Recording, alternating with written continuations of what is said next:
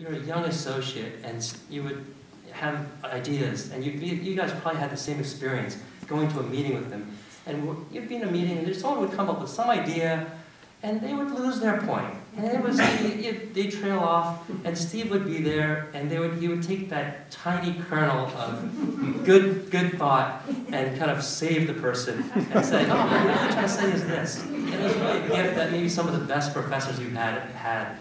He was able to channel all of the goodwill and all of the energy of so many people. And he really had a gift for that. He had a vision to see what needed to be done for the community, but on a personal level, he could grab you and he could say, you're important to this process and I need you. And whenever he asked people, I don't think anyone ever said no.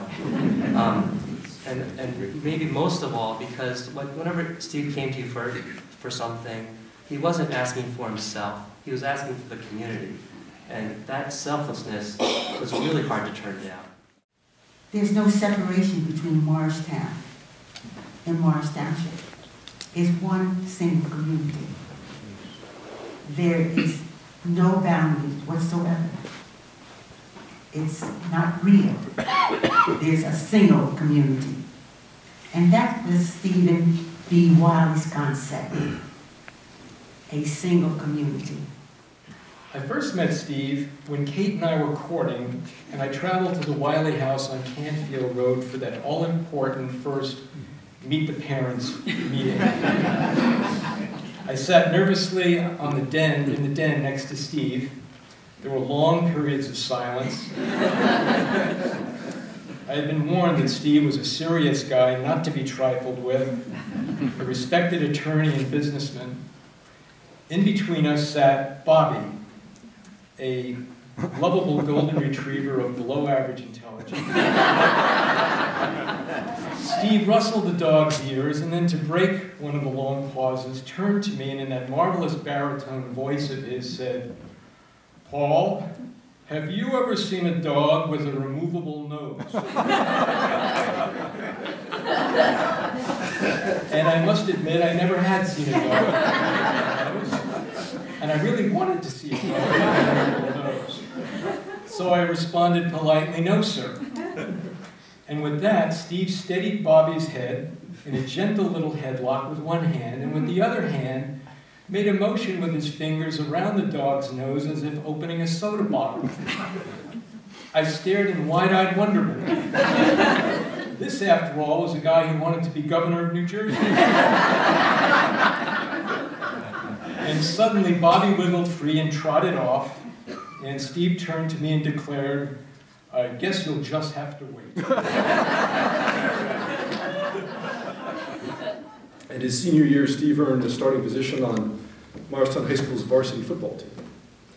The Colonials went 10-0 that autumn of 1946, the first undefeated team in the school's history. As an adult, Steve was often reminded by old classmates of this past glory. When Steve's kids were in earshot, he always made a point of taking us aside and recounting his dark secret. He wasn't able to summon the courage to even try out for the team until his senior year. Where others saw a teenage football hero, I think Steve saw a kid who almost let the butterflies in his stomach get the better of him. And he determined that was never going to happen again. It seems he would impart this message to me at least once a week. You have huge potential, but you can't realize it unless you try.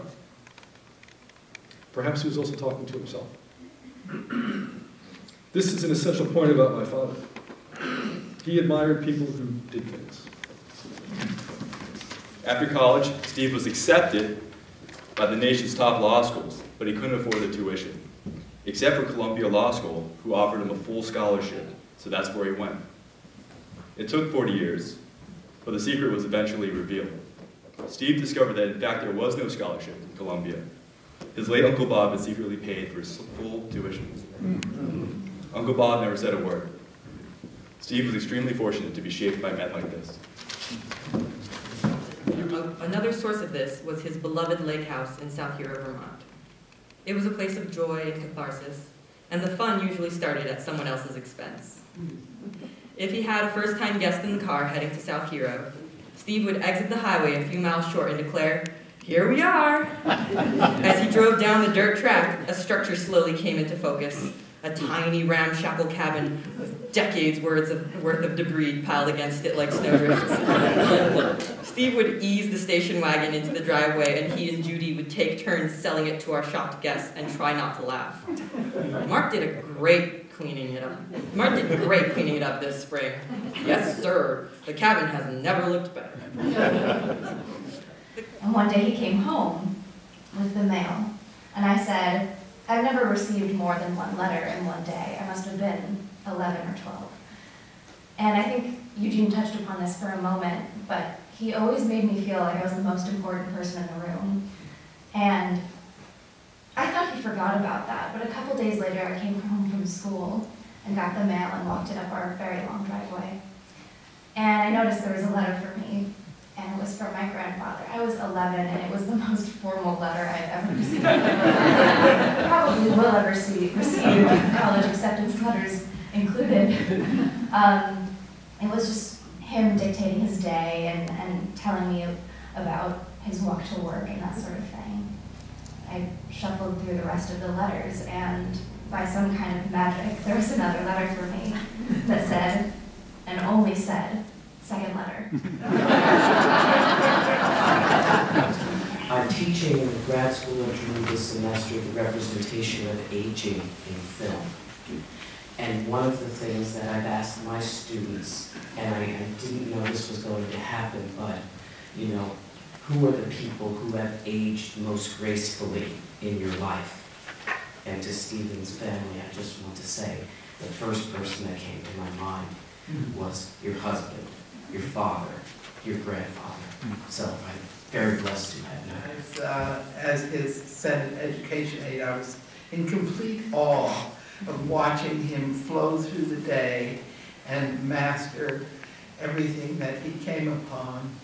And it wasn't just me that was in awe, it was all these old time politicians who were running things in the Senate.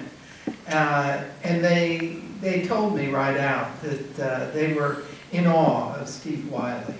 And I thought that's just how we all feel. He was an extraordinary man. And I think of the old line, which is, it's a cliche, but it's not a cliche when it comes to Steve. We shall not see his like again.